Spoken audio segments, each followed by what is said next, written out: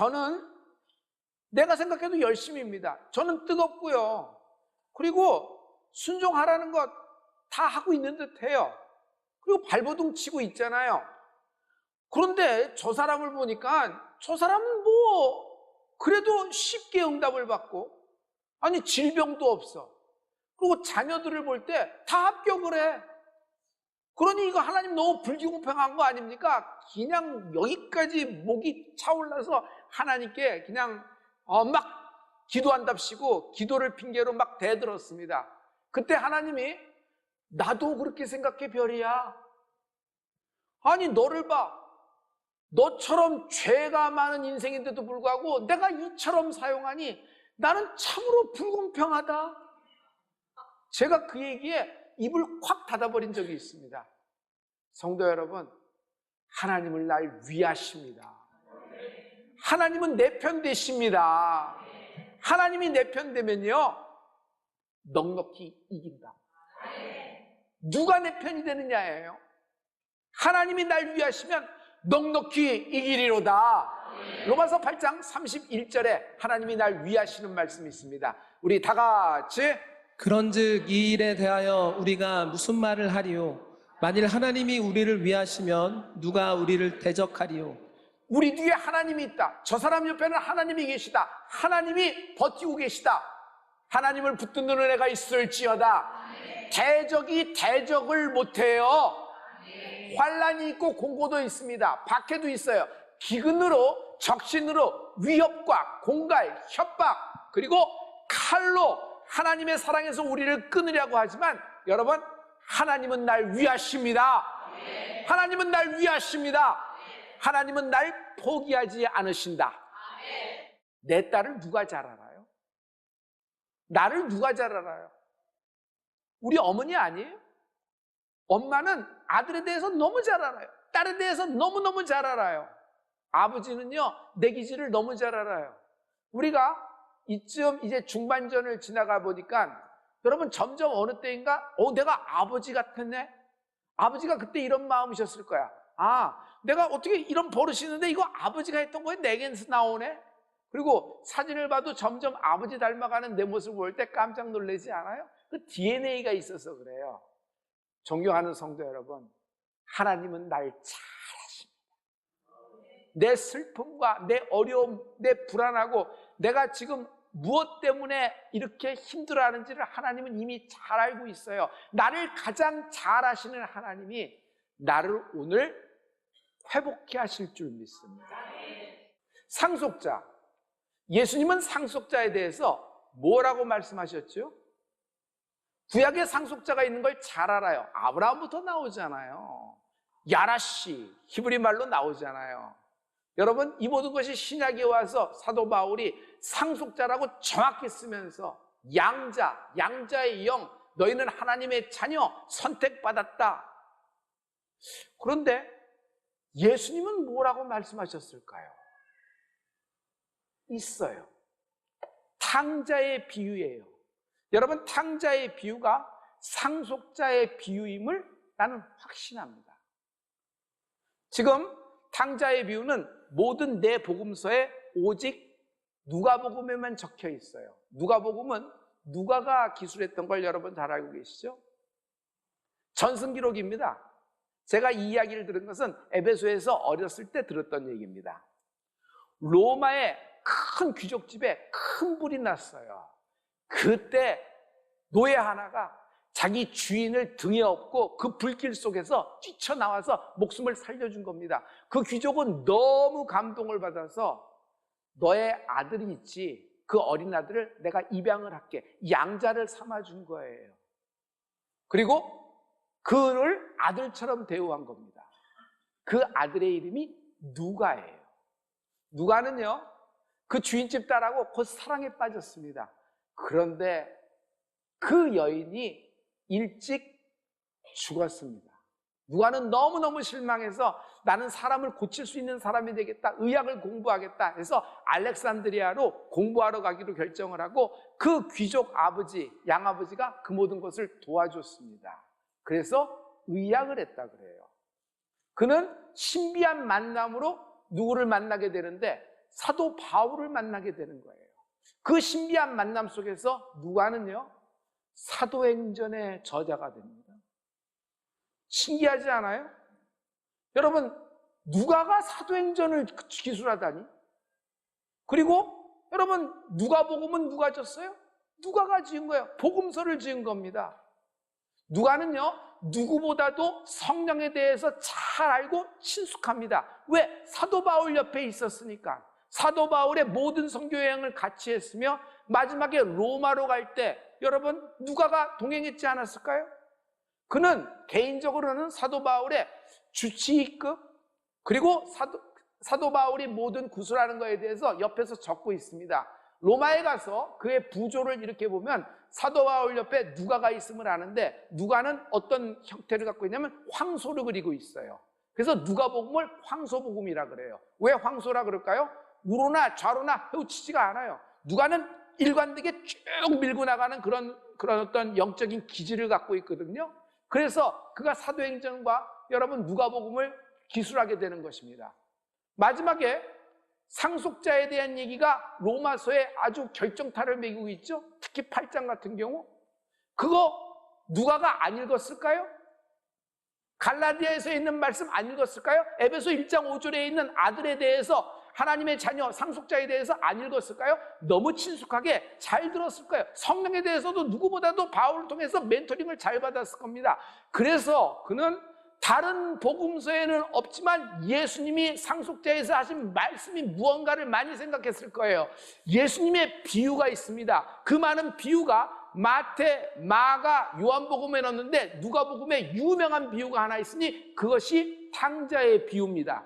이 탕자의 비유를 누가에게 기억나게 했을까요? 성령님입니다. 성령님은요, 기억나게 하십니다. 아멘.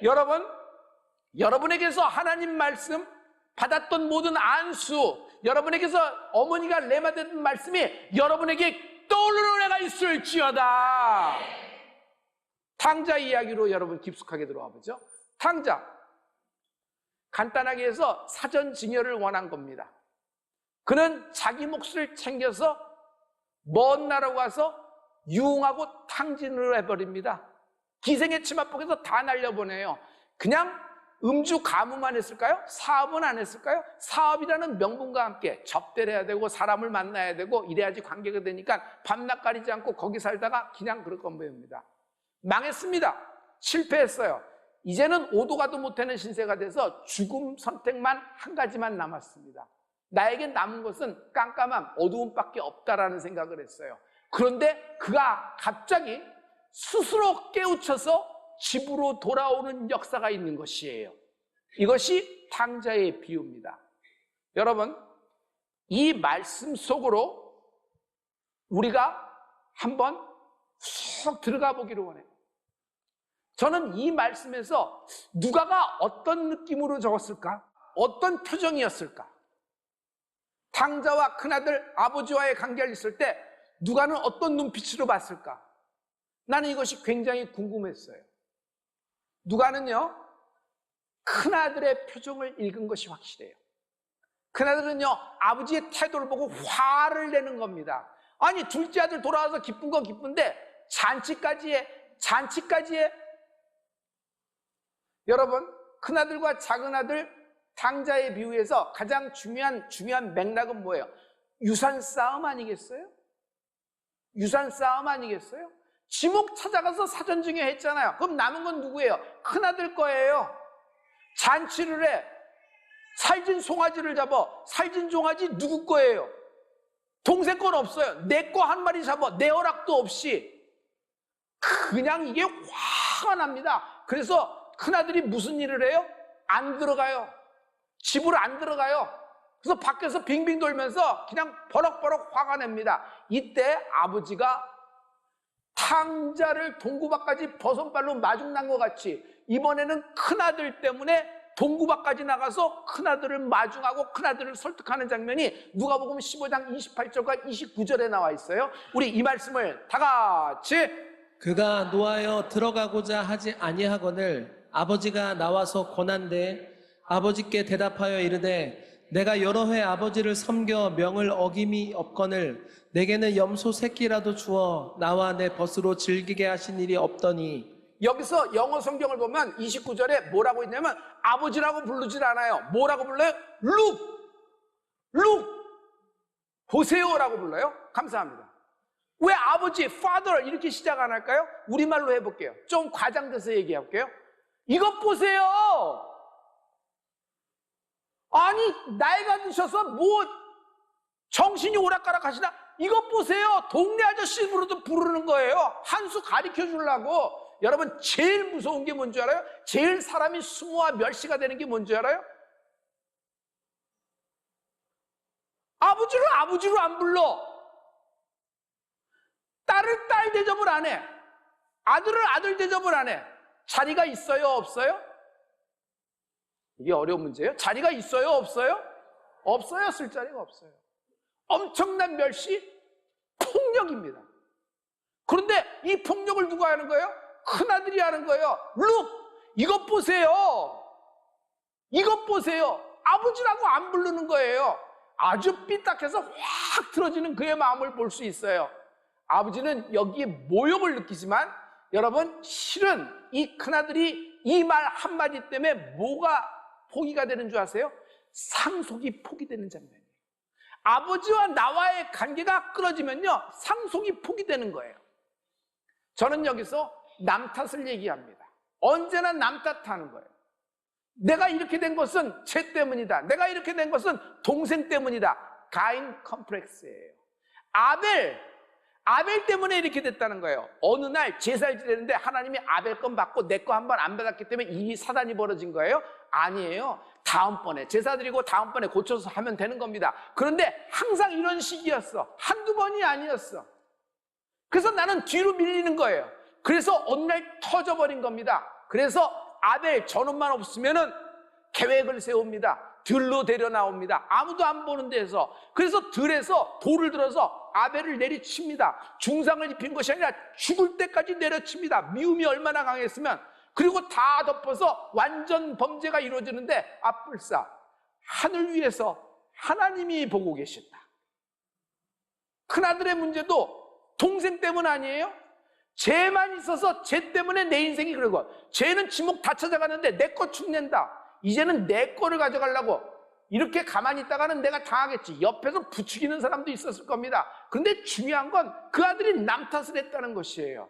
여러분 어떤 일이 벌어졌을 때 여러분 남 탓보다는 나 자신을 돌아보는 깨달음이 있을지어다. 탕자는요 남 탓 안 해요. 실패했습니다. 사업이 실패했겠죠. 그리고 음주가무 유흥으로 12폭 치마폭에서 다 놀아내서 다 탕진했습니다. 그러면 할 말이 많을 거예요.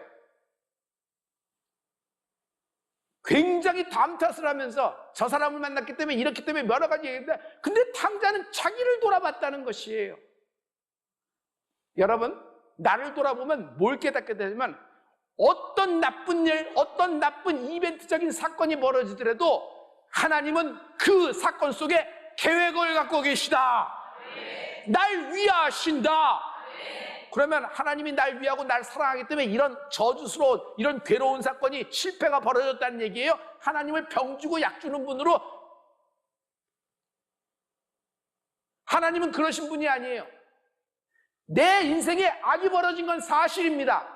그러나 그 악을 선으로 바꾸시는 하나님의 계획, 날 위하시는 하나님을 찬양합니다. 하나님은 언제나 날 위하신다. 하나님은 언제나 날 위하신다. 여의 가문을 위하십니다. 여러분의 부부의 인생을 위하십니다. 여러분의 자녀를 위하십니다. 넉넉히 이긴다. 넉넉히 이긴다. 동생 아벨에 대한 가인 컴플렉스를 해서 동생 탕자에 대한 남 탓을 해서 2차 범죄가 이루어집니다. 그리고 가인의 가문은 망하는 겁니다. 쫄딱 망하는 겁니다. 저는 이 탕자의 비유에서 상속자의 관점으로 들어갔어요. 그랬더니 저에게 깨닫게 하시는 말씀은 이겁니다. 영적 고통이 없다. 영적 고통이 없다.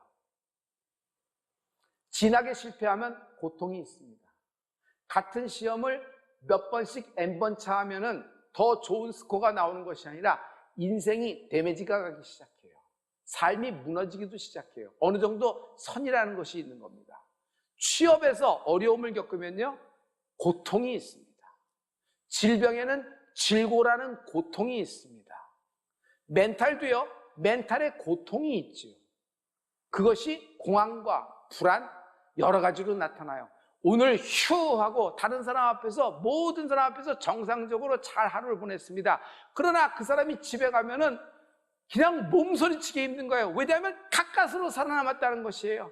내일 또 해가 뜨면 어떻게 또 출근을 하고 어떻게 현관 밖을 나갈지 상상도 못하는 거예요. 아닌 것처럼 가면을 쓰고 행동하는 것도 한두 번이지 감당을 못할 고통 때문에 이 멘탈이 자꾸 무너지잖아요. 물질에 당한 고통은 여러분 뭐 얘기할 것도 없을 정도로 힘든, 아주 쥐어짜는 듯한 고통을 받잖아요. 그런데 이것보다 가장 큰 고통이 뭐냐면 우리는 안 느끼고 못 느끼는 것 같은데 영적인 고통이 있다는 거예요. 현대인들의 가장 질병이 뭔지 아세요? 암보다도 더 큰 질병이 영적인 고통을 느끼지 못한다는 것이에요. 하나님 없이도, 말씀 없이도 내 인생이 벌어지고 이 사건을 내가 헤쳐가며 하나님 없이도 나의 모든 삶 가운데 내 기쁨과 평강을 누릴 수 있다. 내가 노력한 만큼 내가 얻는 것이다 라는 생각이에요. 여러분, 이성적으로, 추론적으로, 기승전결로 내가 노력한 만큼 얻어지는 세상이 아닙니다. 하나님이 그런 시스템을 만들어 놓지 않았어요. 여러분, 하나님을 부르짖는, 하나님이 우리를 위하시는 인생이 되는 축복이 있을지어다. 양자의 영, 양자의 영, 양자의 영을 sonship, the spirit of sonship이라 그래요. sonship은 뭐죠? 양자 삼다, 아들 삼다는 얘기예요. 갈라디아서 4장 5절부터 7절까지 보면 하나님의 그 성령의 역사를 알 수 있어요. 우리 이 말씀을 다 같이. 율법 안에 있는 자들을 속량하시고 우리로 아들의 명분을 얻게 하려 하심이라. 너희가 아들임으로 하나님이 그 아들의 영을 우리 마음 가운데 보내사 아빠 아버지라 부르게 하셨느니라. 그러므로 네가 이후로는 종이 아니요 아들이니 아들이면 하나님으로 말미암아 유업을 받을 자니라. 저기 갈라디아 말씀 보면 아들의 명분이라는 거예요. 아들의 명분, 하나님이 십자가의 보혈로 우리를 자녀 삼으신 것입니다. 아들의 영이라고 있어요. 아들의 영이 뭐죠? 양자의 영, the spirit of sonship, 양자의 영. 성령으로 말미암아 내가 하나님의 자녀가 된 것입니다. 마지막으로 유업을 받을 자라고 이렇게 얘기해서 뭔가 큰 선물, 기대감이 있구나, 뭐 내가 상이 있구나라고 생각하는데 영어 NIV 성경을 보면 아주 핵심을 얘기하고 있어요. 명사로 한 단어로 얘기하고 있어요. heir, 상속자라는 거예요. 히브리로 얘기하면 야라시라는 거예요. 감사합니다. 이 갈라디아서를 누가가 안 봤을까요? 이 갈라디아서를 누가가 안 읽었을까요? 밤마다 길에서 그 먼 길을 떠나면서 바울로부터 멘토링을 안 받았을까요? 여러분, 누가는 이 상속자에 대해서 귀에 닳도록 들었을 겁니다. 성도 여러분, 나를 하나님이 상속자 삼으신 것입니다. 이것이 하나님의 선택이고 하나님이 나를 위하시는 것입니다. 여러분, 상속자 아세요? 제가 어떤 말을 하든지 하나님이 날 위하신다. 하나님이 날 위하신다. 여러분, 히브리 말, 어려운 말로 해주세요. 하나님이 날 위하신다. 하나님이 위하시는 나사로라는 사람이 있었습니다. 병들었을 때 주님이 내가 고쳐주리라 하지만 안 가셨어. 죽었다는 얘기가 듭니다. 내가 깨우러 가노라 라는 얘기예요. 하나님이 한 번 나사로를 위하셨는데 하나님이 한 번 위하시면 절대로 포기하지 않는다. 하나님은 나사로의 무덤까지도 찾아가 결국 부활로 그를 끄집어내신다.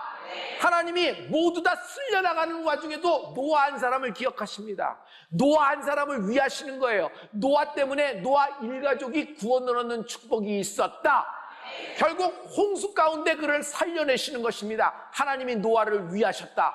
다니엘 사자굴이에요. 그러나 하나님은 다니엘을 위하셨습니다.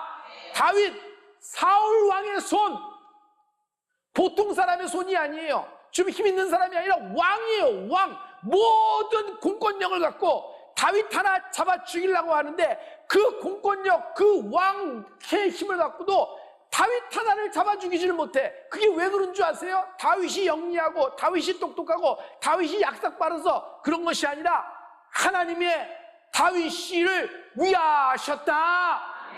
하나님이 날 위하십니다. 무서운 시험 가운데 하나님이 날 위하십니다.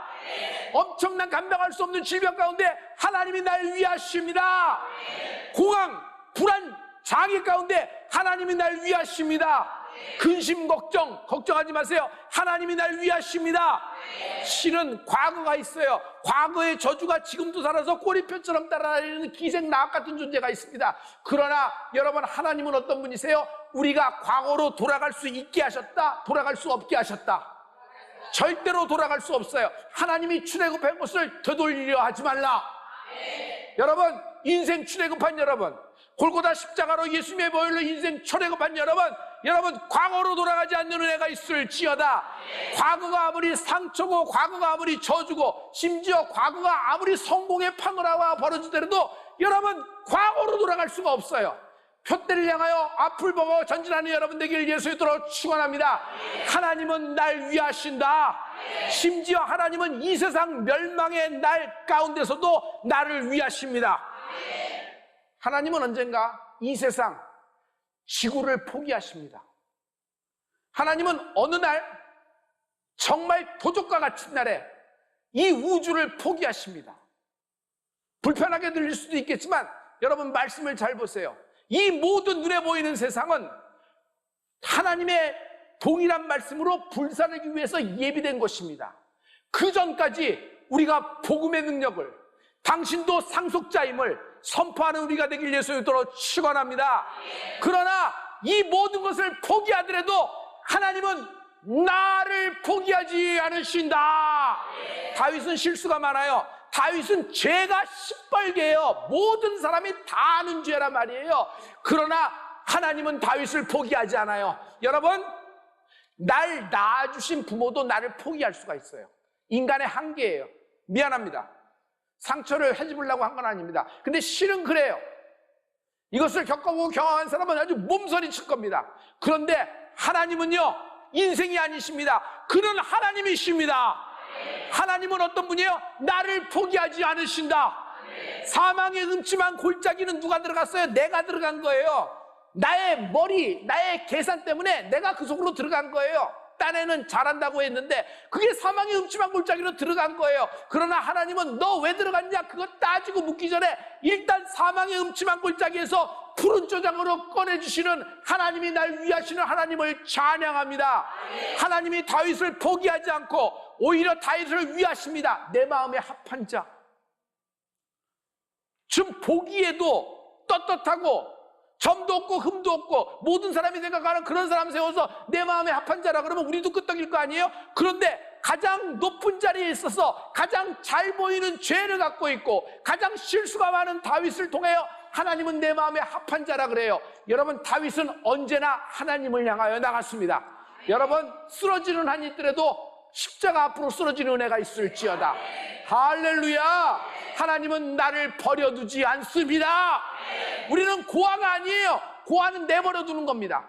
고아는 알아서 해. 너 원하는 대로 먹고 싶으면 먹고 자고 싶으면 자고 일하고 싶으면 일하지만 한 달 놀고 싶으면 한 달 놀아. 상관없어. 아무도 자기를 제어할 사람이 없어요. 자유라 생각하지만 자유가 아니라 불안합니다.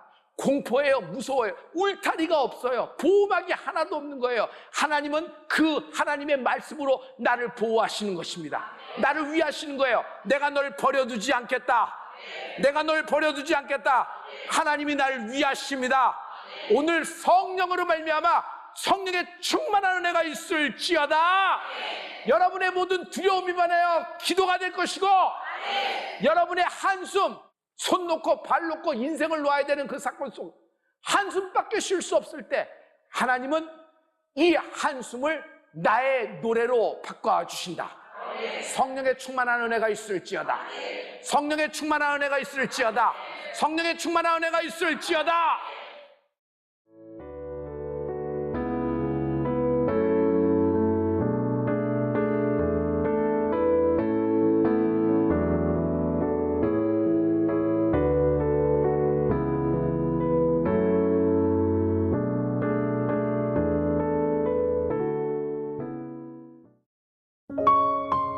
Good, Good TV.